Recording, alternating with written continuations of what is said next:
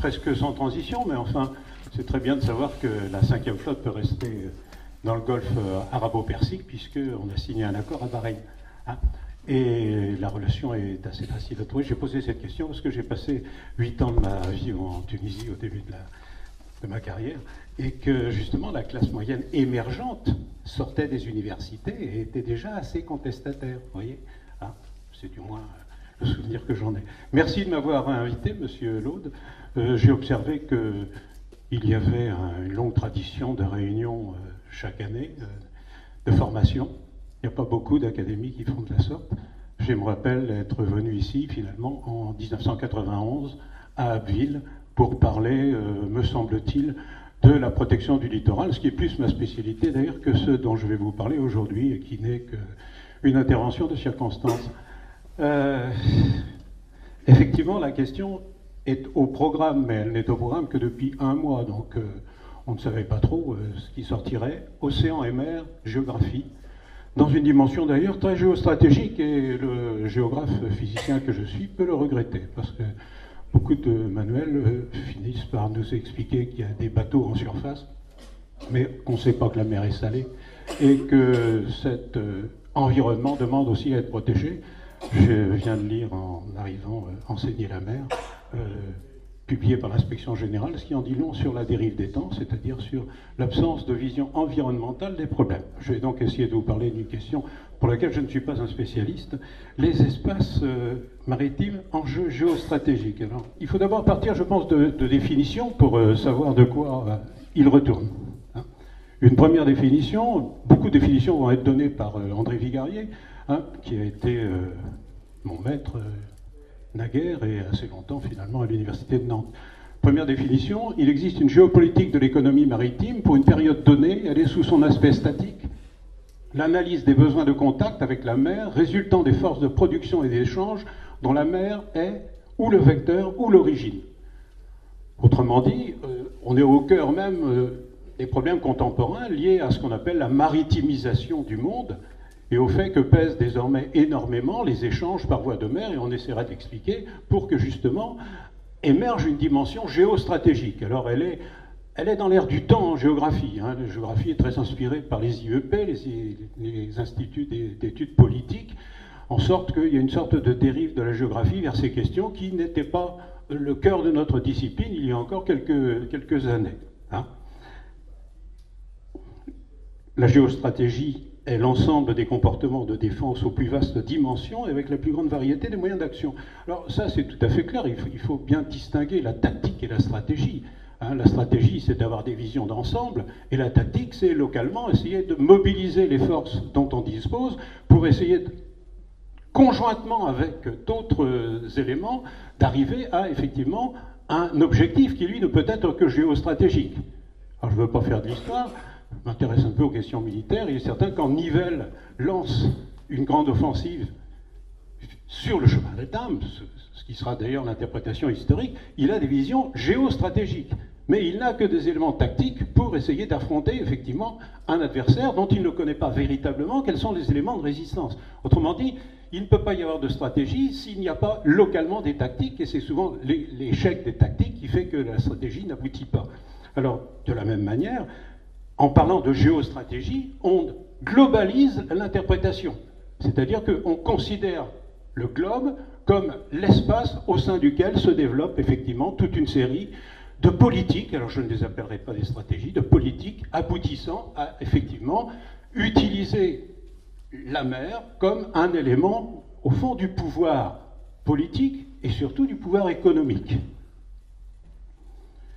La géostratégie est fondée sur l'exploitation systématique des possibilités offertes par les grands espaces en termes d'étendue, de forme, de topographie, de ressources de tous ordres.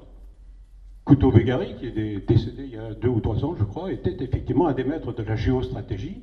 Il a publié un énorme traité de 800 pages abordant systématiquement toutes ces questions, mais pas seulement, bien sûr, les questions maritimes. Et au fond, je reprends une phrase de Vigarier, de quelque façon, c'est le problème des thalassocraties sous leur forme moderne qui est posé. Il nous faut évidemment, puisque nous sommes des enseignants d'histoire et de géographie, essayer de montrer que les choses s'inscrivent dans la durée et pas uniquement dans l'instant. Hein.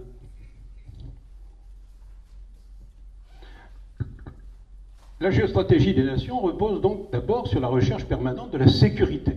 C'est le maître mot si on veut aborder cette question. En quoi les espaces maritimes sont des espaces géostratégiques? C'est essentiellement pour des questions de sécurité. C'est pour cela que je vous ai mis effectivement ce document qui vous montre la grande flotte offensive qui existe aujourd'hui de par le monde, c'est-à-dire la marine américaine. Et vous avez ici ce qu'on appellerait en temps de guerre une task force, c'est-à-dire un porte-avions entouré de tous les éléments qui, à des dizaines, sinon des centaines de kilomètres du porte-aéronef, vont quadriller un espace de telle sorte que la sécurité soit assurée. Et ce que vous voyez ici n'est qu'un élément de surface, puisqu'il y a bien sûr toute une série d'éléments secondaires, invisibles, qui sont les sous-marins nucléaires d'attaque et, au-delà, les sous-marins nucléaires lanceurs d'engins, deux catégories d'ailleurs différentes, même par le poids, le volume, le nombre des gens embarqués. Alors la seule puissance impériale aujourd'hui, ce sont les États-Unis. C'est la flotte américaine. Vous avez ici l'un des derniers numéros de cette revue, qu'on trouve désormais un peu partout dans les kiosques, comme Diplomatie, comme Géopolitique, le dernier numéro étant consacré à la Chine. Et vous voyez ici l'US Navy, la plus puissante marine du monde. Et comme disait Vigarrier, il y a encore une quinzaine d'années, les États-Unis réunissent au mieux les éléments d'une stratégie maritime globale, telle qu'on peut la concevoir aujourd'hui, d'une géostratégie de la mer qui, dans le passé, a pu être celle de l'Europe et qui, dans le présent, ne peut lui être disputée. Autrement dit, même aujourd'hui, les États-Unis sont la seule puissance dont on peut dire qu'elle maîtrise l'océan mondial ou l'océan global, mais le terme ici global ne me semble pas le plus approprié. Alors je vous ai mis évidemment, à titre d'illustration,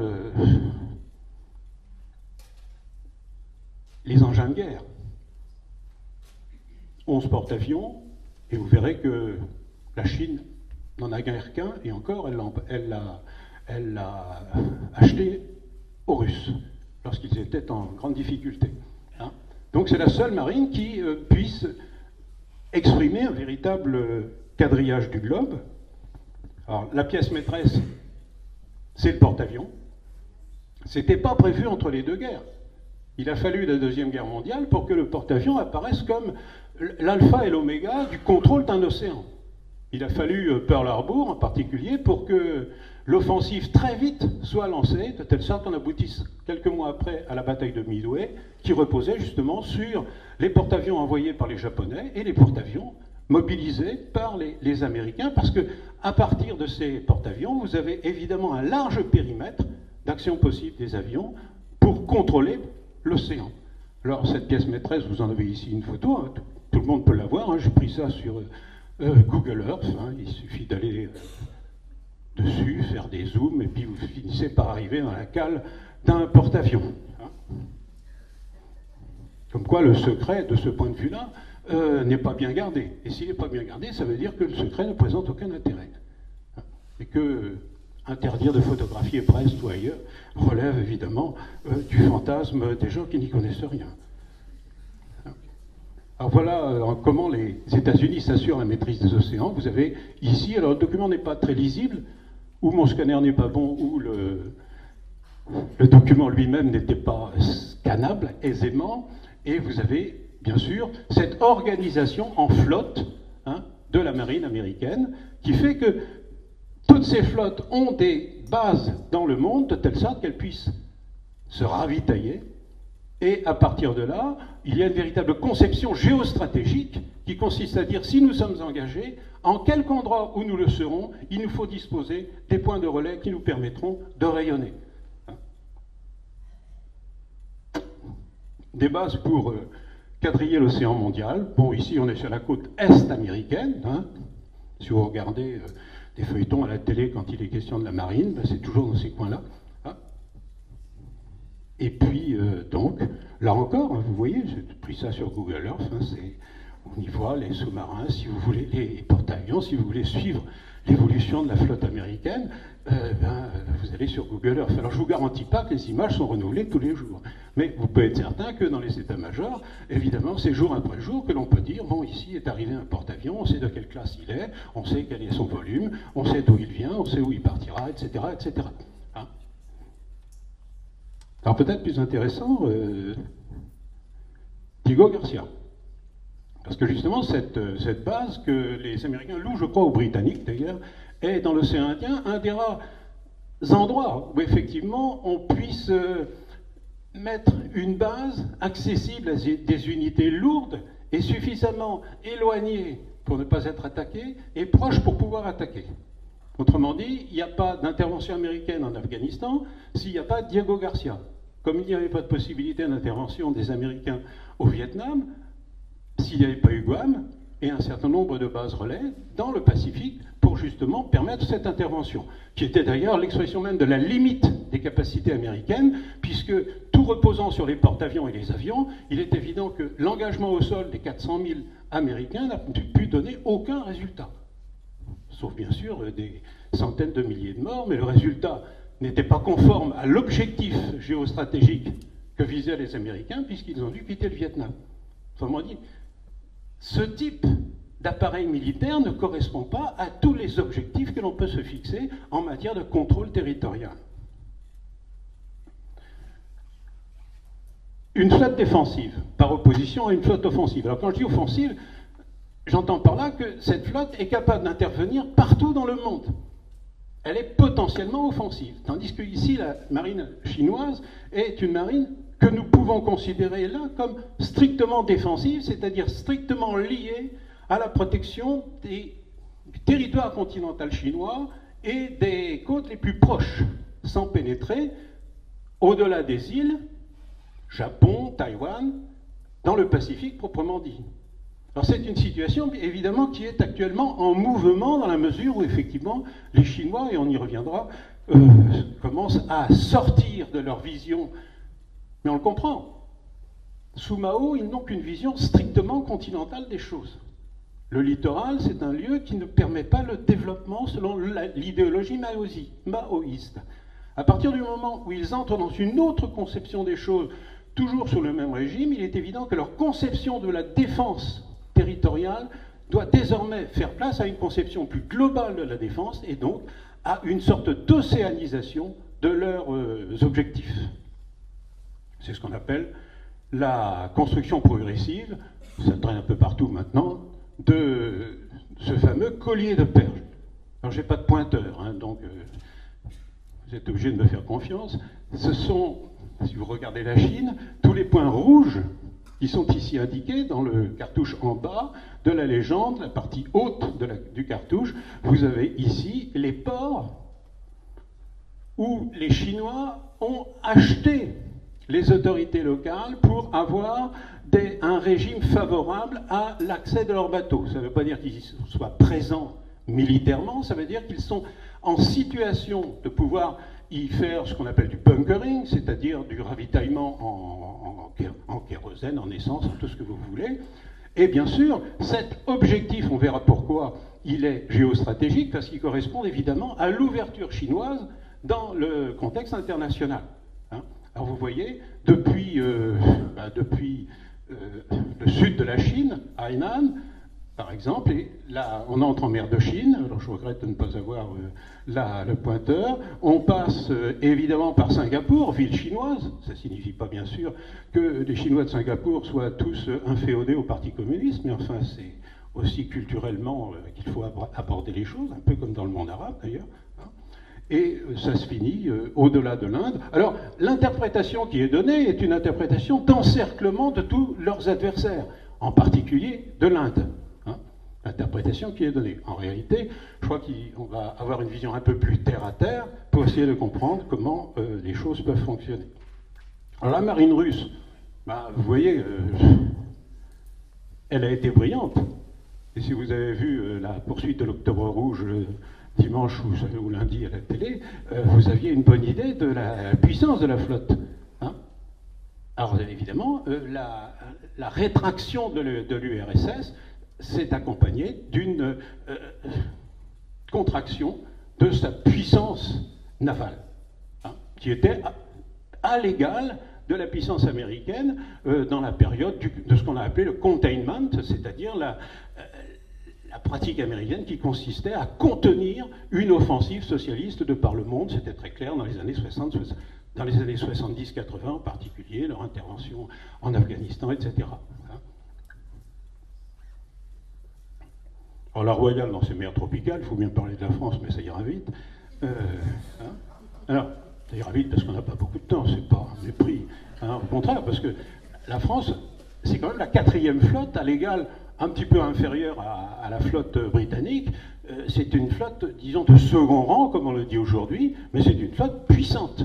Il y a peu de pays qui aient une flotte aussi puissante. Alors simplement, je dis en ces mers tropicales, parce que le fait que nous ayons effectivement toute cette poussière d'îles dans le Pacifique, les Antilles, etc., fait que nous disposons de bases dont on nous dit qu'elles peuvent être extrêmement intéressantes aujourd'hui dans le cadre d'une politique maritime française.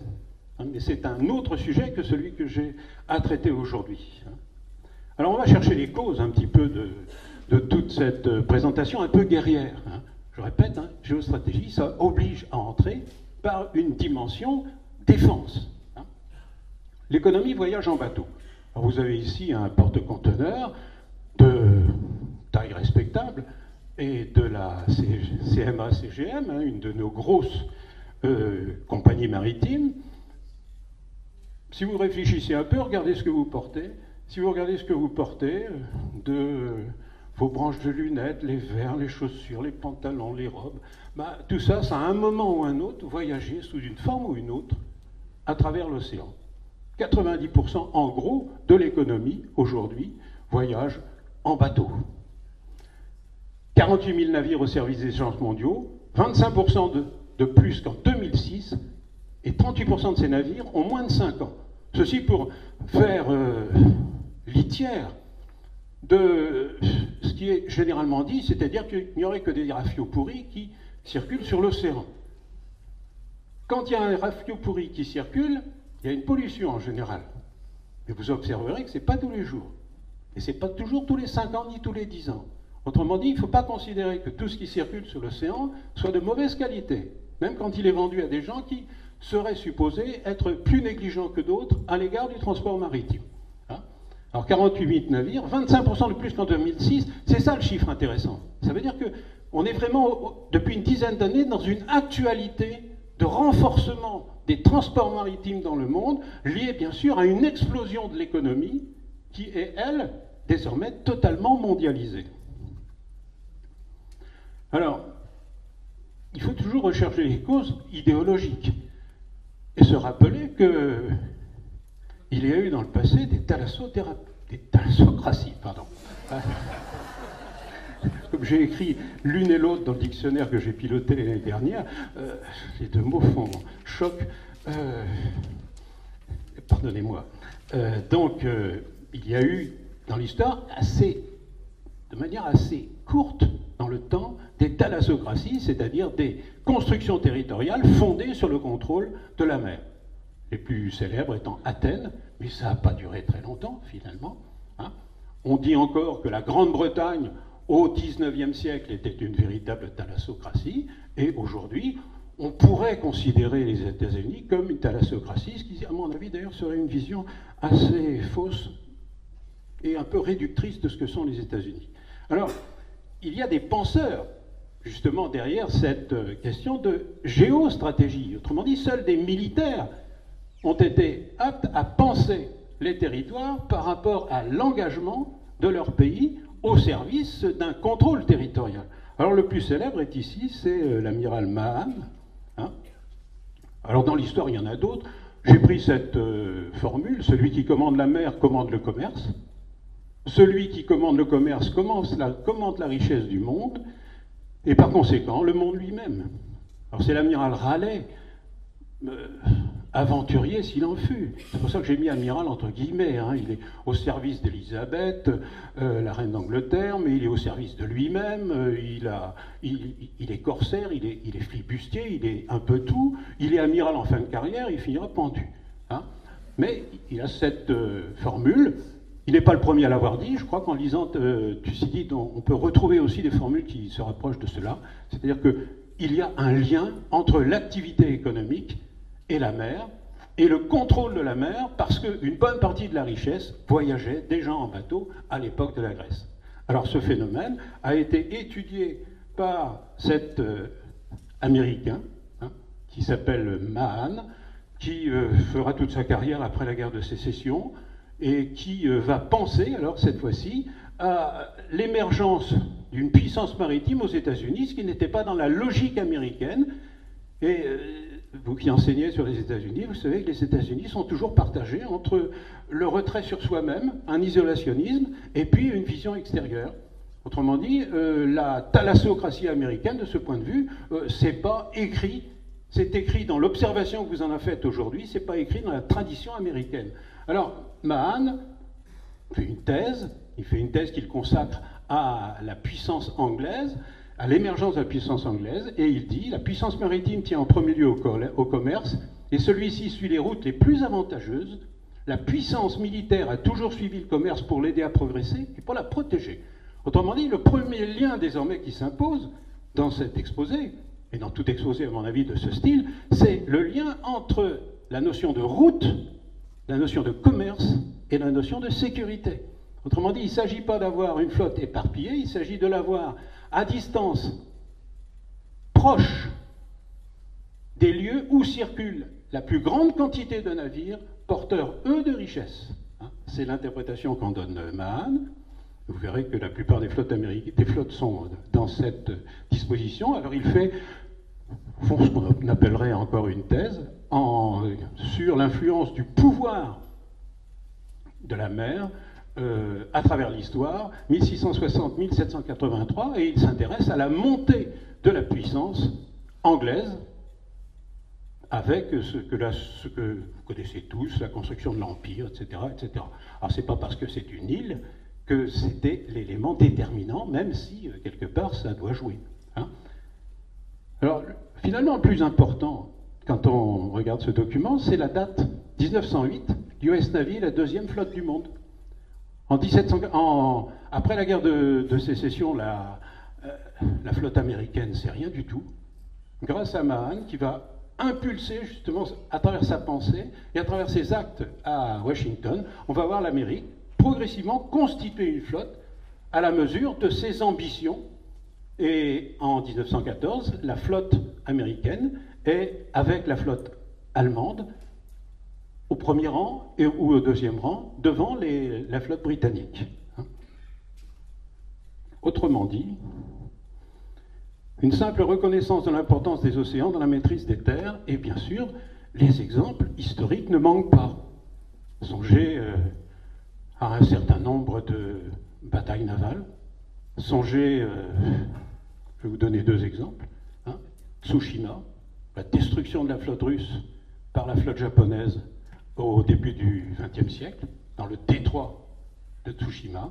Et autre exemple, justement, de ce problème sécuritaire, le déclenchement de la guerre des 6 jours en juin 1967 est lié à la fermeture du détroit de Tiran par les Égyptiens et à la volonté, évidemment, avancée des Israéliens de dire la mer est un espace de liberté, on ne peut pas accepter le contrôle de Tiran par les Égyptiens, d'où l'offensive sur Sharm el-Shir et la prise très rapide de Sharm el-Shir. Alors ce n'est pas bien sûr la seule raison, mais c'était une des raisons les plus essentielles pour que la communauté internationale puisse comprendre qu'il y ait une intervention, oui, à cause justement de la liberté des mers et du rôle stratégique que jouent un certain nombre de lieux, d'où l'analyse géographique, dans l'histoire. Alors, toutes ces choses prennent de l'importance à cause de ce qu'on appelle la mondialisation, complexe, un concept complexe, mais qui renforce la place des transports maritimes. Alors, je vais très rapidement évoquer un peu ces différents éléments. Le premier, donc, il trouve son origine dans 5 phénomènes principaux. Le premier, c'est la baisse générale des droits de douane et la déréglementation des marchés financiers. Incontestablement, vous avez là un moteur qui favorise les échanges, puisque les droits de douane baissent, puisque les marchés financiers sont déréglementés, plus libres. Incontestablement, le prix de la marchandise transportée en subira les effets, c'est-à-dire un abaissement. Deuxièmement, c'est pas dans l'ordre, c'est pas un ordre hiérarchique, l'extension mondiale du système capitaliste, autrement dit l'effondrement de l'Union soviétique, coïncide avec, effectivement, désormais, l'émergence d'un ordre planétaire contrôlé par le capital, et dont d'ailleurs la Chine est le parfait exemple. Et on verra que l'économie chinoise marche beaucoup en bateau. L'intégration accélérée des économies au niveau régional, c'est-à-dire le fait que désormais, il n'y a pas une économie qui puisse dire « je puis vivre en interne, fabriquons français, vendons français à des Français », slogan politique, mais pas nécessairement d'intelligence globalisée, ça veut dire simplement qu'il y a désormais des échanges qui s'opèrent pour qu'une voiture montée au Maroc soit faite avec des pièces qui viennent d'un peu partout, et pour venir d'un peu partout, elles ne peuvent venir évidemment que par le moyen le plus lourd et le moins coûteux, c'est-à-dire le bateau. Apparition de concurrents inédits et de nouveaux marchés dans les pays du tiers-monde, autrement dit, ça a d'abord été les petits dragons asiatiques, puis, depuis l'Inde, le Brésil, la Chine, autrement dit, l'espace économique s'est fortement élargi, et cet élargissement portant sur des quantités considérables de ressources et de production, c'est l'océan qui est à la base même de l'échange. Globalisation des processus productifs par les grandes firmes multinationales, dans le sens d'une plus grande flexibilité organisationnelle et spatiale.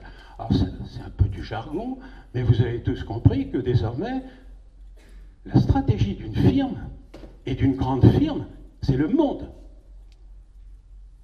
Et quand on parle de géostratégie, j'ai commencé par parler de la géostratégie des nations, n'oubliez pas que la géostratégie des nations est combinée avec la géostratégie même de grands groupes industriels. Si vous prenez Volkswagen, par exemple, qui a je ne sais combien d'usines en Chine, il est évident que l'espace de Volkswagen, c'est un espace globalisé, et c'est la stratégie même de la firme qui est déterminante. Autrement dit, Mme Merkel ne pèse vraisemblablement que de peu sur la manière dont la firme elle-même envisage son avenir ou son présent. C'est ça aussi la déréglementation. Et dans tout cela, et cela dans un contexte d'abaissement continu des coûts de transport, et bien sûr, le transport maritime est le mieux armé. Parce que transporter par bateau, c'est transporter des volumes tout à fait considérables, et c'est là qu'évidemment que le rapport entre le kilomètre parcouru et le prix de la matière transportée est évidemment le plus faible. Toute forme de commerce n'est pas géostratégique. J'avais écrit ça au mois de décembre, j'en suis plus entièrement convaincu, j'aurais dû faire sauter cette diapositive. Comme quoi d'ailleurs, il faut évoluer.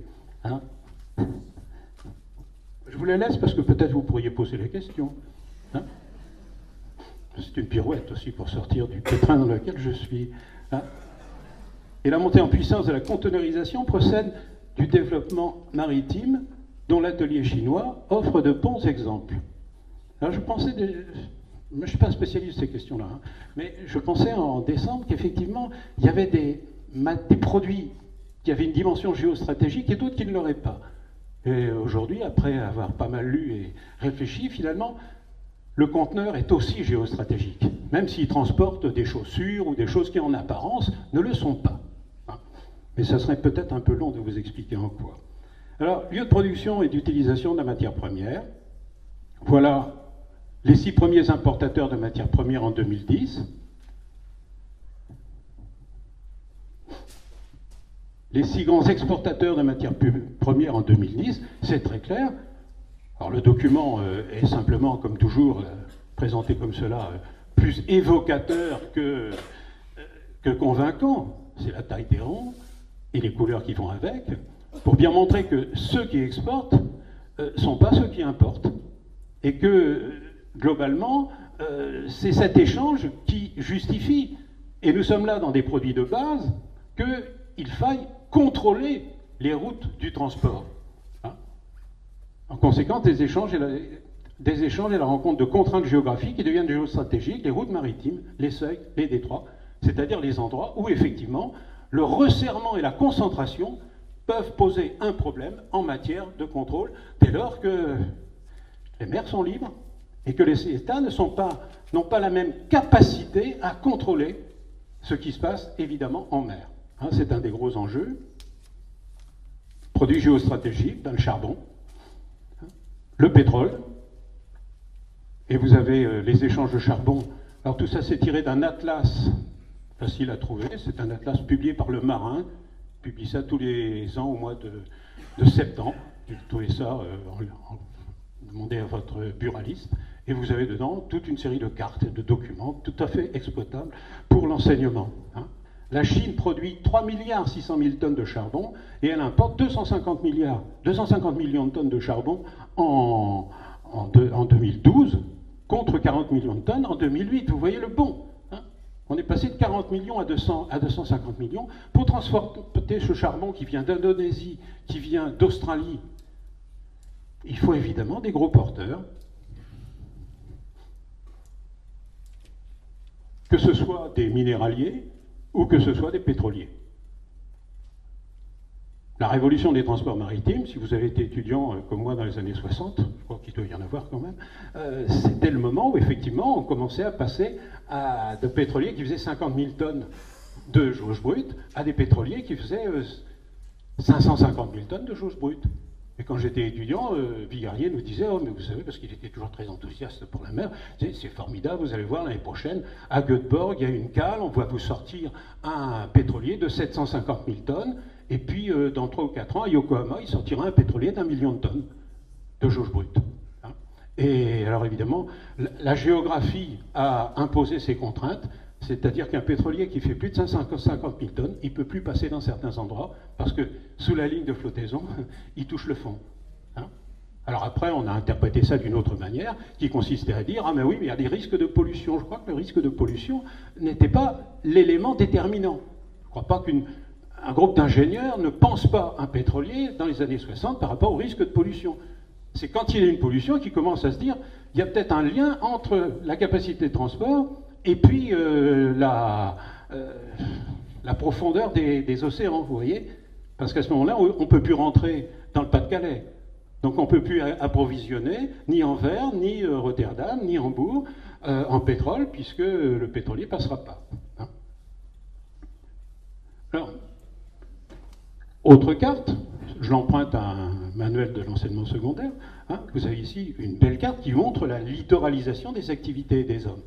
C'est une idée assez classique que nous avions développée à la fin des années 90 quand la question a été mise au programme des concours, CAPES et irrigation. Cette littoralisation des activités des hommes, elle a été terriblement exacerbée par le renversement de l'approche chinoise. L'approche chinoise, c'était la petite sidérurgie locale ou la grosse sidérurgie interne. Utilisons nos propres forces au service de notre pays. Et on va vous fabriquer de l'acier. De plus ou moins bonne qualité. Mais il serait d'ailleurs malvenu de dire que ce n'était pas vrai. Que cet acier était de mauvaise qualité. C'était une vision tout à fait partiale.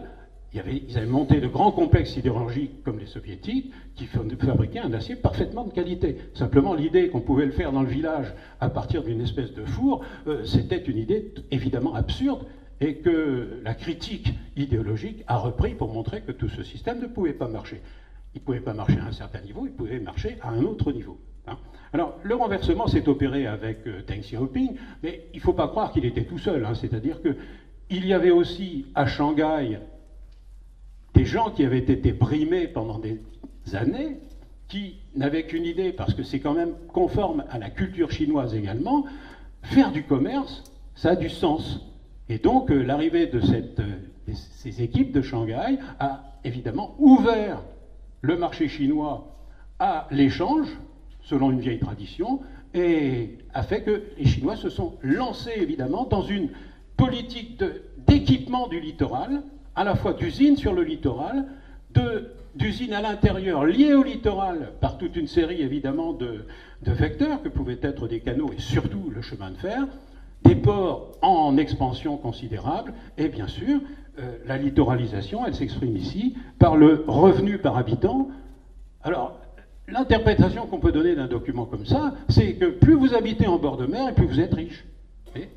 Il faut être très prudent, évidemment, dans l'analyse, parce qu'un élève de seconde, il va vous dire, c'est formidable, je vais aller au bord de la mer, c'est là que je vais évidemment faire fortune. Ah, non, c'est lié aussi à certains types d'équipements qui sont mis en place, et au fait que dans la mondialisation contemporaine, c'est là, évidemment, que ça rapporte le plus. Et si ça rapporte, ça attire.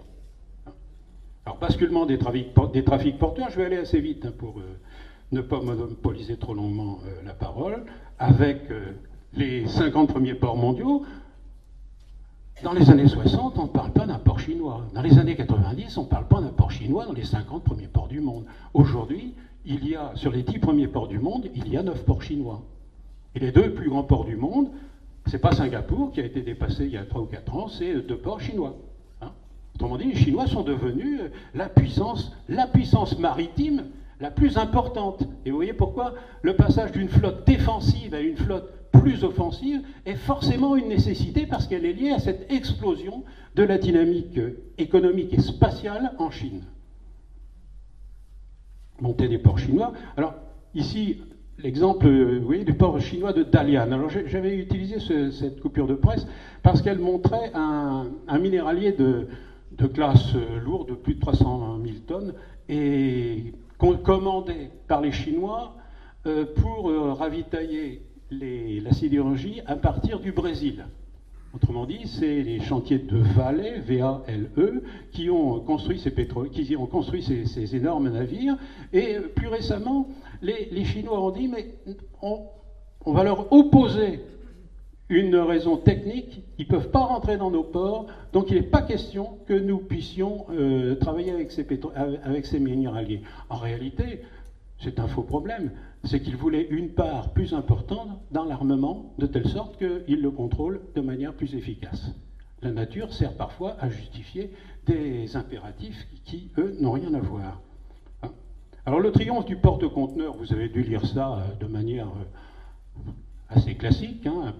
Un conteneur, c'est une boîte. Hein. Ça date de 1951, c'est un ingénieur américain qui a mis au point cette boîte.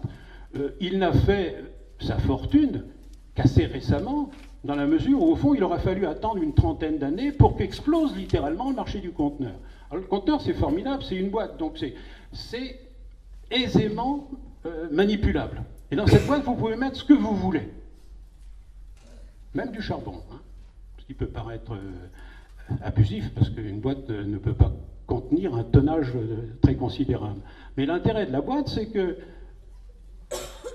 un concessionnaire de Chicago commande des ordinateurs au Japon, on les met tous dedans, on les met dans un porte-conteneur, port à port, chemin de fer, Chicago, distribution. Autrement dit, quel que soit le produit et quel que soit le destinataire, c'est l'instrument de transport le plus efficace qui existe aujourd'hui. Alors, bien sûr, la montée des porte-conteneurs est la parfaite image de l'explosion du commerce par voie de mer. Les premiers porte-conteneurs, 1968, 2000 équivalents 20 pieds. Autrement dit, on peut mettre 2000 boîtes. Aujourd'hui, les derniers qui ont été lancés, et CGM CMA va en acheter, je crois, 3 ou 4, d'après le marin de la semaine dernière, 18 000 boîtes. Alors 18 000 boîtes, dites-vous bien que un bateau comme ça qui arrive, 450 mètres de long, s'il fait tomber 18 000 boîtes, il faut quand même de l'espace. Et il faut de l'espace entre les boîtes pour pouvoir les manipuler vite. Autrement dit, 18 000 boîtes, 18 000 camions. Dans l'hypothèse absurde selon laquelle un porte-conteneur débarquerait toutes ces boîtes.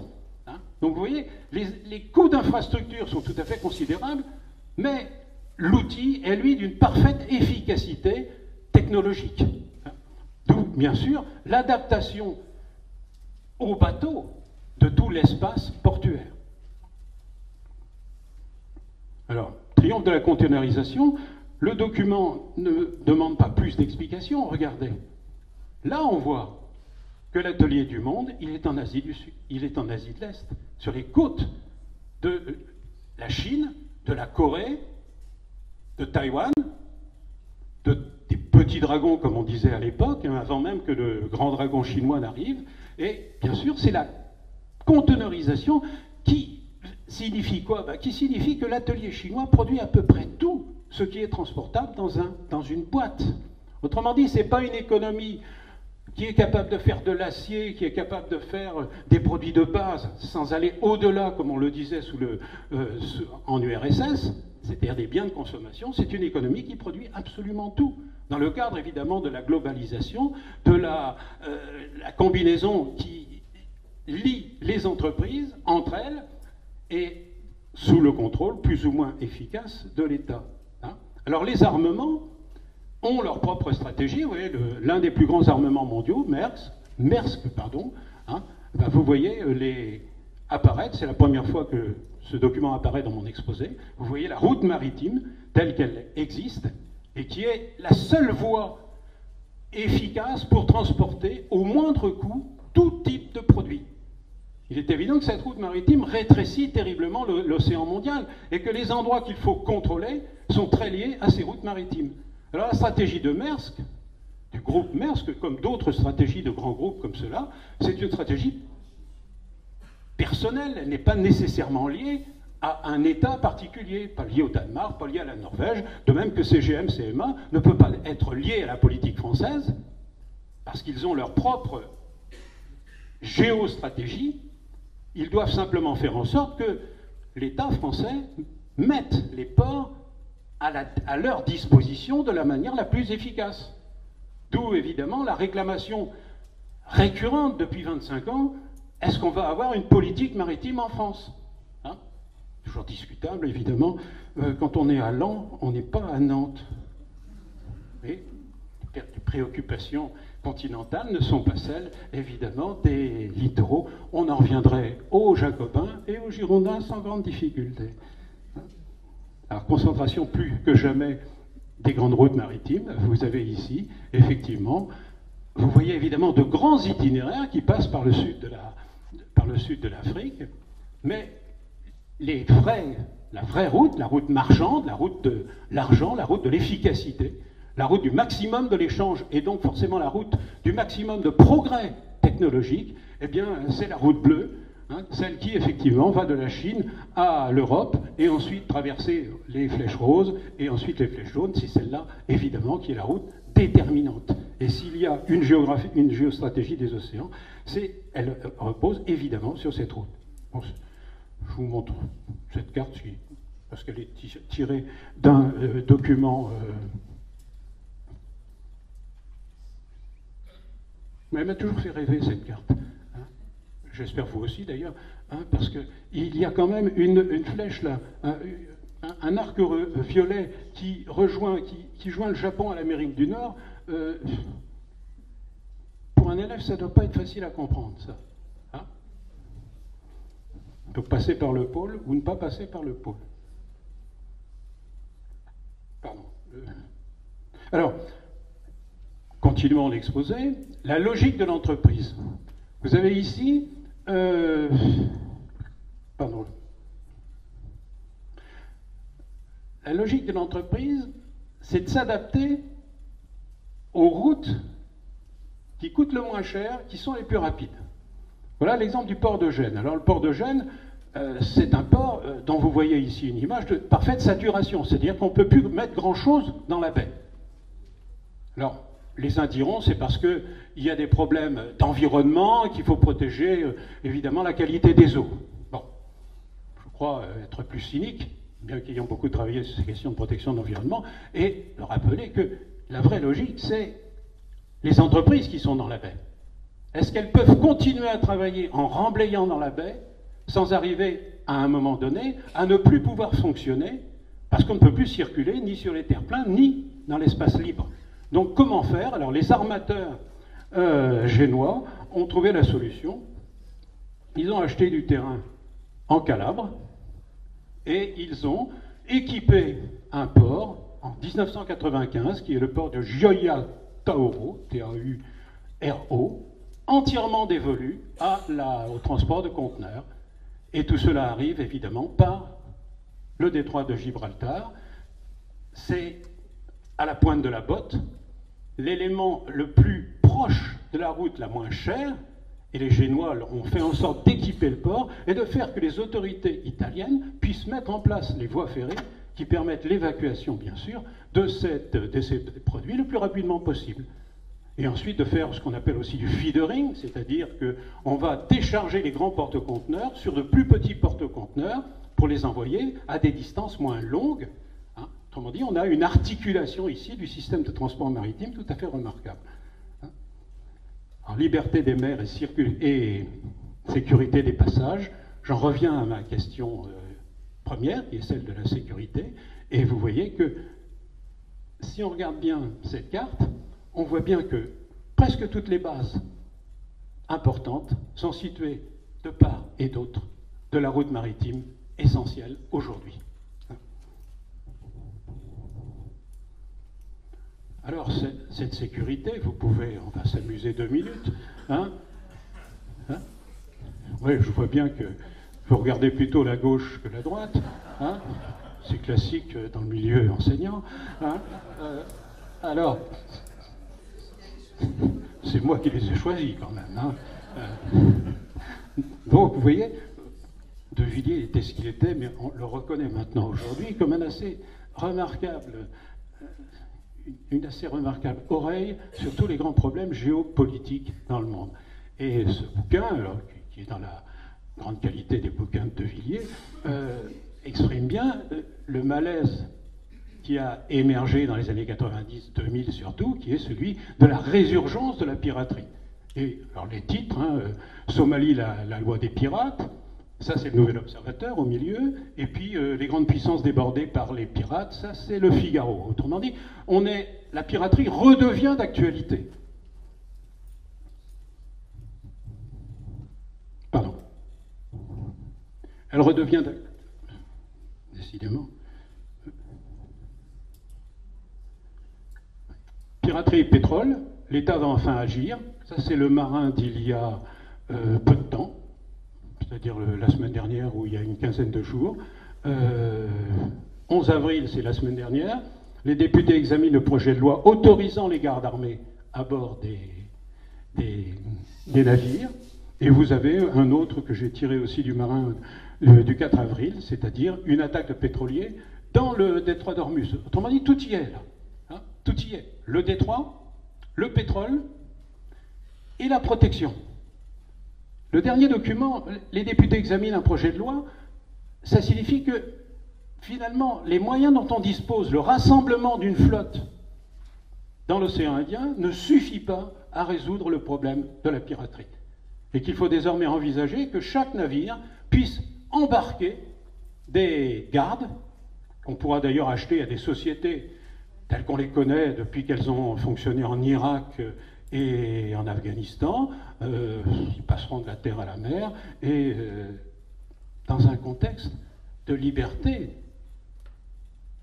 il fait que le pavillon dit de complaisance est forcément plus intéressant que le pavillon national. Parce que sur le pavillon de complaisance, vous pouvez mettre ce que vous voulez, sur le pavillon national, vous ne pouvez pas. Autrement dit, l'État est obligé à un moment donné de dire, est-ce que nous autorisons l'embarquement de gardes privés à bord de nos bateaux? C'est une question d'assurance, et c'est une question évidemment de résolution, au fond, un peu la quadrature du cercle. Un État ne peut pas tolérer, théoriquement, que la sécurité soit assurée par autre chose que des forces qu'elle contrôle. Une vieille histoire d'intervention au Congo en 1960, hein, c'est ce qu'on appelait les affreux. Quoi. Hein, pétrole, je passe vite hein, là-dessus. Hein. Alors les lieux.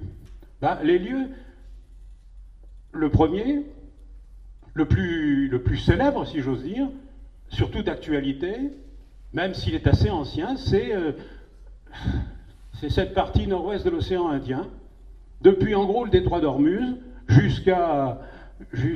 presque jusqu'au Kenya, hein, et avec au cœur la Somalie. Alors si vous regardez bien, la Somalie entre littéralement dans la mer Rouge. Donc vous y retrouvez Montfray, au début du XXe siècle, et avec lui, vous avez forcément la pérennité du phénomène de la piraterie. c'est endémique et c'est résurgent à certains moments. Donc d'abord la Somalie, ensuite, là encore, ça c'est plus récent, c'est la piraterie dans le golfe de Guinée. Et vous cherchez le lien, et le lien c'est évidemment le développement d'activités pétrolières et de tout ce qui tourne autour de l'activité pétrolière. Autrement dit, attaquer un pétrolier, c'est pas tellement une possibilité des pirates, comme on dit, mais attaquer un petit navire qui ravitaille les plateformes offshore, oui. Hein? Alors, ceci dit, si vous vous intéressez à la piraterie et sûrement à l'histoire, puisque majoritairement vous devez être historien, au XVIIIe siècle, c'était aussi une zone, et au XVIIe, de franche piraterie. Pourquoi? Trafic d'esclaves. Alors on nous a toujours dit, les pirates, vous savez, c'était des gens particulièrement généreux, honnêtes, et donc, non, c'était des bandits de grand chemin. Ils prenaient la matière première commerciale pour ce qu'elle était. Et s'ils attaquaient un navire négrier, en général, c'était pour revendre. Hein? Alors bien sûr, après, on a énormément glosé autour du fait que beaucoup de navires pirates avaient des Noirs à bord, mais c'était pas lié du tout à une sorte de liberté, mais à l'occasion qui se présentait dans les ports de la Caraïbe de recruter des nègres dits marrons, c'est-à-dire qui s'étaient échappés des plantations, et puis de les intégrer dans cette espèce de marginalité.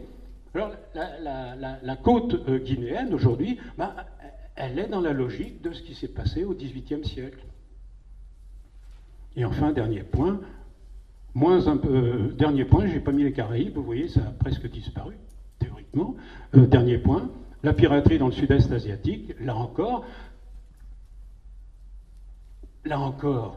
ça s'inscrit dans la durée. Si, comme moi, vous aimez Conrad, vous ne pouvez pas échapper aux pirates dans l'œuvre de Conrad. Une bonne partie de son œuvre, ça se passe effectivement ici, autour de l'Indonésie, de la Malaisie, et il y a des pirates un peu partout. C'est-à-dire des pauvres types qui, embarqués sur des bateaux, attaquent des bateaux, en général en assez mauvais état, et que la flotte anglaise cherche à contrôler. Alors aujourd'hui, ça se développe aussi dans la mesure où effectivement, il passe 50 000 bateaux dans le détroit de Sumatra, et que ces bateaux présentent pour tous ces gens, qui sont souvent de pauvres gens, un intérêt instantané. Alors après, il reste à savoir quel type de cargaison, où la vendre, comment la vendre, etc. etc. Hein? Alors la côte somalienne est un lieu emblématique. Je crois que j'ai plus beaucoup de temps. Hein?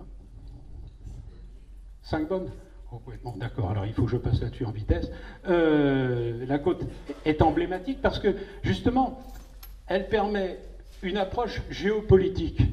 La côte somalienne n'est pas très peuplée, c'est le moins qu'on puisse dire. Beaucoup de pirates viennent de l'intérieur. Et ils viennent de l'intérieur parce qu'il n'y a plus d'État. Autrement dit, le développement de la piraterie est en raison inverse du contrôle territorial par une entité reconnue. Et c'est ça le problème de la côte somalienne actuellement. C'est ce que disent d'ailleurs nos marins, enfin nos amiraux, qui disent on pourra toujours envoyer un dispositif Atalante au large des côtes somaliennes, on ne pourra pas résoudre ce problème, il faut essayer de faire en sorte que les Somaliens résolvent leurs propres problèmes d'organisation territoriale. Depuis, au fond, la disparition de Siad Barre en 1990, il n'y a plus d'État, il n'y a plus que des frontières ethniques. On n'est quand même pas très loin d'un contexte arabe sur lequel on n'insiste pas suffisamment, me semble-t-il, en Irak et en Syrie, puisque les clans et les tribus sont particulièrement réémergentes, hein, dès lors que le contrôle de l'État central ne se fait pas. Et donc, la piraterie se développera tant qu'il n'y aura pas d'État capable, évidemment, de contrôler. Mais le plus important, c'est ce que j'ai écrit, ceci dit, il ne s'agit que d'une économie de prélèvement à petite échelle, car sur 20 à 28 000 navires qui transitent à proximité de la Corne de l'Afrique, moins de 1% sont attaqués et 0,3% détournés. Ça veut dire que moins de 1% attaqués, ça veut dire qu'il y a des échecs, et 0,3% détournés, c'est les seuls, effectivement, qui aboutissent quelque part à une transaction sous la forme, en général, de rançon. Alors ça peut aller de quelque chose d'insignifiant, et dont on ne parlera pas d'ailleurs dans les médias, à des choses plus emblématiques, dès lors qu'on imagine que derrière, il y a des réseaux, et il faut forcément qu'il y ait des réseaux dès lors que les cargaisons sont lourdes, parce que ce ne sont pas les pirates ne sont pas capables de les écouler. Donc il y a nécessairement des réseaux financiers, et dans la doxa contemporaine, on voit tout de suite arriver derrière les islamistes, le Al-Qaïda, etc., etc. Là encore, il faut mettre ça à l'aune des chiffres. Hein. Et on peut faire un peu de géographie pour terminer. Hein.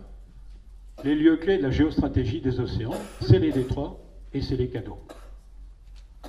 Autrement dit, un cours en terminale sur cette thématique doit s'intéresser, s'il n'en faisait que de la géographie, uniquement à ce que je vais dire maintenant, en l'espace de 5 minutes. Hein. Le reste étant de la géopolitique, qui n'est pas nécessairement uniquement de la géographie. Hein. Alors, un seuil physique, un détroit stratégique, regardez, rien que les chiffres, Gibraltar, 220 millions de tonnes, 90 000 navires par an transitent dans ce détroit. Alors, il est géostratégique, parce qu'effectivement, il est aussi sur une ligne de front entre l'Afrique du Nord, le monde arabo-berbère, et puis la péninsule ibérique. En se rappelant quand même qu'à l'Andalous, ça a été 7 siècles de présence de l'islam, et d'un islam plutôt berbère. Donc là, vous avez une ligne de fracture en géopolitique considérée comme potentiellement dangereuse. Ceci dit, vous parliez tout à l'heure de Mohamed VI. Mohamed VI et ceux qui sont autour de lui ont saisi l'opportunité du développement du trafic dans le détroit de Gibraltar pour faire en sorte qu'on mette en place des ports parfaitement capables de recevoir désormais des porte-conteneurs et d'y débarquer ce qu'il est nécessaire de débarquer pour fabriquer. 2 exemples, les Chinois sont installés et Renault s'y est installé. Alors, je ne l'ai pas mis sur la carte, mais il s'est installé là pour des raisons de stratégie même du groupe Renault. Alors la stratégie, bien sûr, c'est fabriquons au moindre coût. Utilisons donc le moindre coût de la main-d'œuvre locale. La réflexion marocaine, c'est même à moindre coût, vaut mieux qu'ils soient payés comme cela et qu'ils aient du travail plutôt que l'inverse. Et nous entrons ainsi dans un contexte de globalisation de l'économie. Nous pesons, nous avons des espaces, nous les équipons, et nous allons pouvoir, de ce point de vue, participer, évidemment, à ce vaste développement économique lié à la baisse des coûts de transport. Et tout ça, c'est lié, bien sûr, aux porte-conteneurs qui sont capables, évidemment, d'y arriver. Un autre lieu conflictuel, le canal de Suez. Alors, c'est évidemment très connu, hein, à cause du conflit israélo-arabe. Alors, le canal a été construit justement dans la période glorieuse, comme le canal de Panama, dans la période glorieuse de l'impérialisme et du colonialisme, en particulier des Britanniques et des Français derrière. Hein. Nous sommes assez fiers de l'avoir creusé, mais les Britanniques n'étaient pas opposés à ce que cela se fasse, au contraire. Hein. Alors, ce canal est le poumon de l'Égypte. Hein. Vous avez parlé tout à l'heure, effectivement, de la manière dont l'armée était totalement intégrée au développement économique.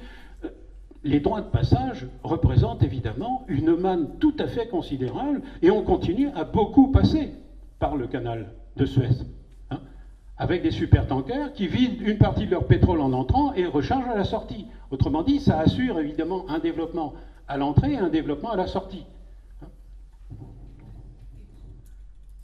Autre exemple, le canal de Panama, sous contrôle des USA, même si depuis une quinzaine d'années, il est sous la responsabilité désormais du Panama.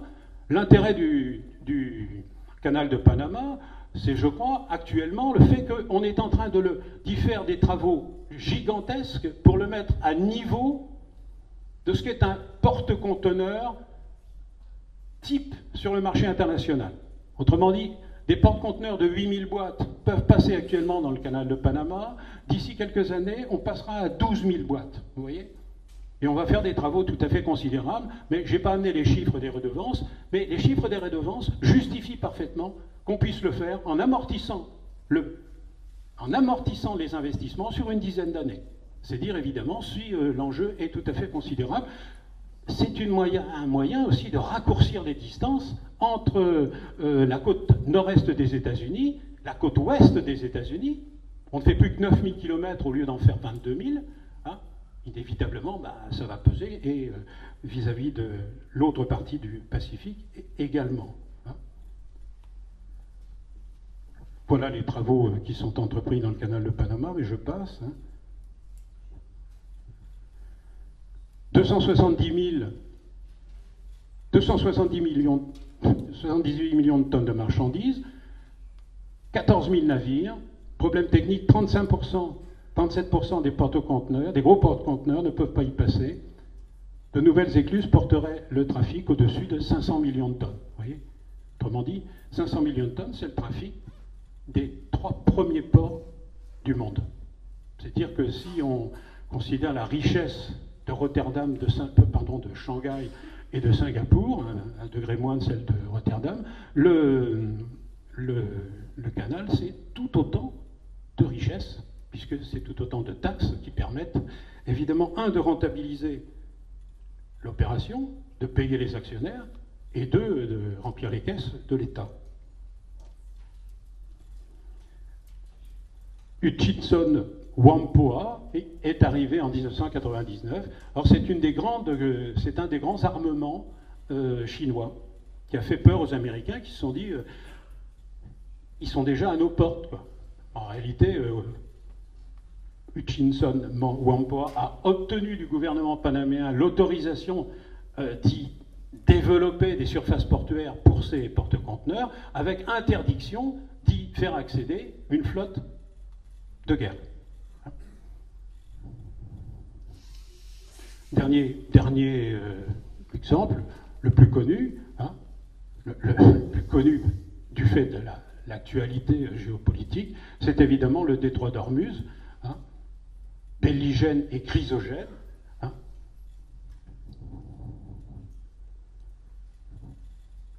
« 34 000 de large, une surveillance active de US Navy, une base française, 1/8 du brut américain, 1/4 du brut européen. On comprend évidemment que le passage y soit particulièrement surveillé. Ça a même donné lieu à, continuons les chiffres, 14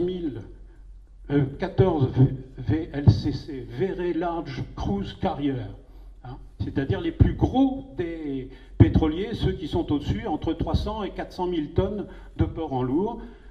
Ils en sortent chaque jour, donc 85% vers la Chine, la Corée, le Japon et l'Inde. Hein. Donc là, vous avez évidemment le lien entre l'intérêt que peuvent avoir les Chinois de pousser à l'est leur zone de surveillance, sinon de contrôle, parce que justement, une bonne partie de l'énergie dont ils ont besoin sort du Golfe. Dans une conjoncture où on rejoindrait un petit peu les pays arabes, sinon le printemps, hein, qui est celle... Alors j'ai tiré ça d'un bouquin qui vient de sortir là, sur la guerre Iran-Irak entre 81 et 88, un livre tout à fait remarquable d'ailleurs, très exploitable géographiquement, hein, où on a eu un des derniers vrais combats navals entre les Iraniens, les Irakiens et puis les Américains, parce que justement il s'agissait à la fin de la guerre de pouvoir dire aux Iraniens ne touchez pas à la voie de passage. Et là, il y a eu un engagement avec des frégates, avec des hélicoptères, avec évidemment de nombreux morts, une vraie bataille navale. Hein. Aujourd'hui, la bataille navale, c'est tirer sur un bateau qui se trouve à 40 km et qu'on ne voit pas. Hein. Et donc, il y a rarement ça. Tandis que là, il y avait un affrontement, effectivement presque physique, qui marquait la fin de cette période au cœur d'un contexte dit de contrôle pétrolier, mais qui était surtout sur une vraie frontière entre les Iraniens et les Arabes, et entre l'islam chiite et l'islam sunnite. Parce que finalement, je crois que tout ce que vous avez dit, c'était tout à fait passionnant, mais il faut peut-être remonter à Mahomet et aux premières décennies après la mort de Mahomet pour comprendre que tout est déjà en place. Pas le printemps arabe, bien sûr, mais tout est déjà en place. C'était une parenthèse. Et enfin, le détroit de Malacca, vous voyez, Singapour, 531 millions de tonnes, 29 millions d'EVP, d'équivalent 20 pieds, c'est-à-dire 29 millions de boîtes qui arrivent ici à Singapour, 80% du pétrole nécessaire au Japon, 41% des importations totales japonaises. J'ai pris ici plutôt le Japon que la Chine, mais ça vous montre évidemment. Ce détroit, c'est 800 km, c'est long. De part et d'autre, le contrôle politique est incertain, et je reviens à Conrad, sur les rives, avec autant de navires qui circulent, autant de possibilités d'atteindre les navires, ben, il est évident que la piraterie ne peut être qu'endémique. Hein. Et c'est pas sans raison d'ailleurs que le principal centre de contrôle de la piraterie ou de surveillance de la piraterie est ici dans le sud-est asiatique et non pas ailleurs dans le monde, à New York par exemple. Hein. Voilà, globalement, je pense arrêter là. Hein. C'est-à-dire que du fond des océans à leur surface, la quête et la gestion des ressources, c'est aussi un aspect. C'est-à-dire que on ne peut pas ignorer que désormais se pose un problème de contrôle territorial sur la mer. Tout ce que j'ai fait, c'est de vous montrer le contrôle de surface. C'est de vous montrer qu'effectivement, il y a des routes qu'il faut maîtriser. Mais l'océan, ce n'est pas que cela. L'océan, c'est le fond des océans. C'est donc forcément la quête des ressources sur la plateforme continentale et la poussée de l'offshore. Et donc nécessairement la délimitation des zones économiques exclusives des États. C'est-à-dire quelque chose qui est extrêmement délicat aujourd'hui.